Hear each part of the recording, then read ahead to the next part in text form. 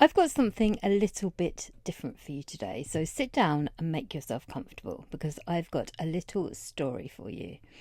It might not be the most interesting story that you've ever heard, but it's packed full of idiomatic language and phrases that I use on a daily basis. Listen to how I tell this rather unexciting, mundane anecdote or story. And listen to the way the language that I use makes it a tiny bit more interesting. I'll highlight the phrases and the idioms as they occur in the story, and then when I finish, we can go through them so that you can understand how to use them yourself in conversations or when you're telling a story. Bear with me, it's not too long. This morning I woke up at the crack of dawn and I felt like I hadn't had a wink of sleep. Now, I don't know about you, but as I get older, I find that I really need my sleep. I'm not a morning person at the best of times, and much less so on just 2 hours sleep. Anyway, I dragged myself out of bed like a zombie. And I made a beeline for the kitchen, where first of all I let out Milo, my dog, and then I made myself a cup of coffee. At that point, the kids were upstairs and they were still dead to the world. To be honest, I was enjoying the peace and quiet, so I decided to leave them to it, for the time being at least. I knew that I had a lot on my plate, but I gave myself 15 minutes to sit down, drink my coffee and to read the news headlines. Before I knew it, I looked at the time and I realised that I needed to get my skates on. I nipped into the bathroom, had a quick shower, came out, got dressed, put a bit of makeup on, dried my hair, woke up the kids and then went back downstairs to make some breakfast. I had back-to-back lessons this morning and I also needed to take Milo out to stretch his legs. I was feeling a bit stressed, but then I had a light bulb moment. There I was, running around like a blue-arse fly, when I could be delegating. Louis, do me a favour and take Milo out for a walk, will you please? Tilly, would you mind sticking on some eggs while I put the washing on? In no time at all, we were on top of it. Everything was under control. Thanks, kids. Thank you for listening. Right, should we go through it? Okay, so we're going to go through the story sentence by sentence, and I'll explain the phrases and idioms in the red. Okay, so this morning I woke up at the crack of dawn. Now, as you might imagine, the crack of dawn is very, very early in the morning. I felt like I hadn't had a wink of sleep. This is a nice way of saying that you feel like you've had your eyes open all night long, you've been wide awake, and you haven't slept at all. The next sentence starts, now I don't know about you. This expression is really useful for introducing a personal opinion or feeling, and it also invites the listener to almost engage in the story, to consider their own opinion about something. I don't know about you, but as I get older, I need my sleep. I'm not a morning person at the best of times. At the best of times means in the very best of circumstances. So even if I'd had 12 hours sleep, I still wouldn't be a morning person. I would still be a little bit groggy and sleepy in the morning. But much less so on 2 hours sleep. So to an even lesser extent on just 2 hours sleep. Anyway, I dragged myself out of bed like a zombie. When you drag yourself somewhere, it means you have to make a real effort to do something. You force yourself to do something. And like a zombie speaks for itself, really. I was like the living dead this morning. The barely living dead. And I made a beeline for the kitchen. If you make a beeline for somewhere, it means that you go straight there. Some people, when they go to a pub or a bar, they immediately make a beeline for the bar to get a drink. But in this case, I made a beeline for the kitchen.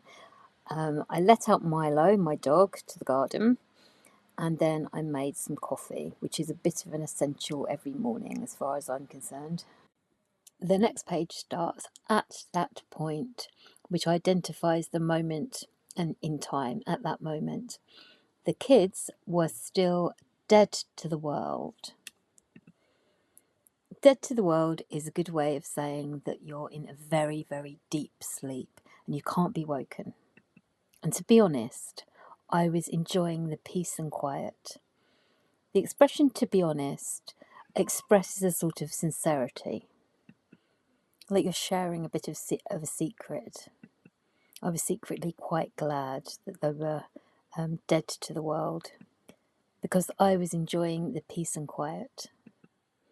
Obviously, peace and quiet here suggests tranquility and no disturbance at all. If you leave somebody to do something, I left them to do it for the time being, meaning that I left them to sleep without disturbing them for the time being. For now, temporarily, I wasn't going to leave them to it for the whole morning, but I wanted to have my coffee first. I knew I had a lot on my plate.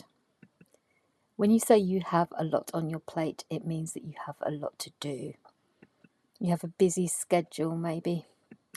But I gave myself 15 minutes to drink my coffee and read the news headlines. Before I knew it, I looked at the time and realised that I needed to get my skates on. Before I knew it means very quickly. So in no time at all, I looked at the clock and at the time and realised that I needed to get my skates on.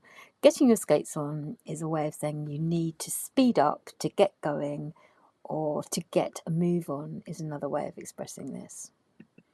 Sometimes I tell my kids to get their skates on, meaning hurry up, hurry up. I nipped into the bathroom, had a quick shower, quickly got dressed, put on a bit of makeup, dried my hair, then I woke up the kids, then I went back down to the kitchen to make some breakfast. Nipped, if you nip somewhere, it means you go there quickly. I'm using the word kind of quick quite a lot here. You might sense a slight urgency in my morning.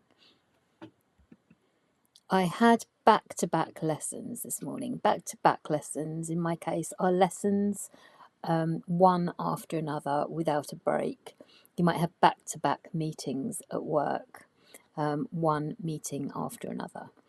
So I also needed to take Milo out to stretch his legs. When we say we need to stretch our legs, it means that we need to go for a gentle walk, get a little bit of gentle exercise. Then I had a light bulb moment. A light bulb moment is a moment of realisation, a moment of clarity. There I was, running around like a blue-arsed fly. This expression means rushing around frantically and not really achieving much at all, when I could be delegating. I could be getting somebody else to help me do some of this stuff. Guess who? Louis, do me a favour and take Milo out for a quick walk, please. Do me a favour is a polite way of asking somebody to help you.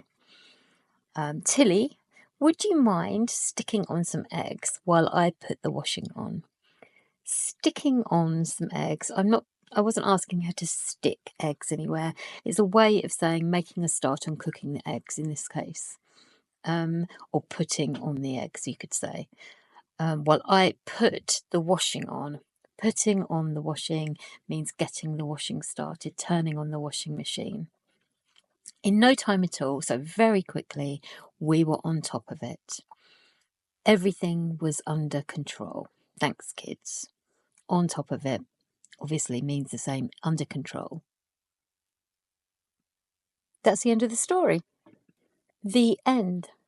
As usual, there'll be a PDF to download on my website going through all the idioms and expressions that I've used today, giving definitions and examples of usage. Plus, I'll include a full transcript of today's story. Remember that I post English lessons here on YouTube every Wednesday and Sunday. So if you'd like to see more of my lessons, make sure you hit that subscribe button. And also it'd be great if you could give me a thumbs up. That really helps. Thank you for watching to the end, and I look forward to seeing you next time. Bye.